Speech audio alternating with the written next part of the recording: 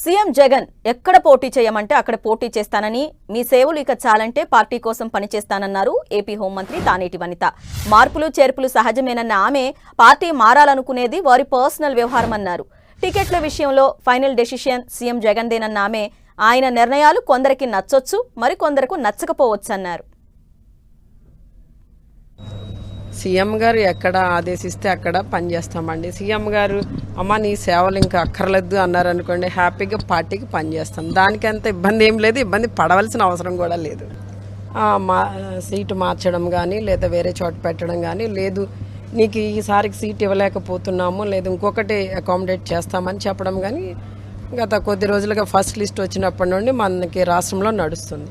దాంట్లో ఎవరైనా ఉండొచ్చు, ఎవరి అభిప్రాయాలు అంటే వాళ్ళకి ముఖ్యమంత్రి గారు చెప్పింది నచ్చవచ్చు, నచ్చకపోవచ్చు. దాన్ని బట్టి వాళ్ళు తీసుకునే నిర్ణయాలు వాళ్ళ వ్యక్తిగతం అండి. దాన్ని మనం కామెంట్ చేయడానికి